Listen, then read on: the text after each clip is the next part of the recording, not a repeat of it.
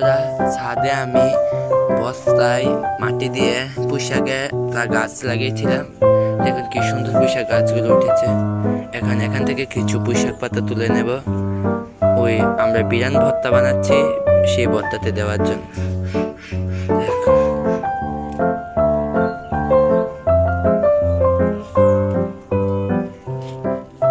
একটাই শুধু লাল গাছ।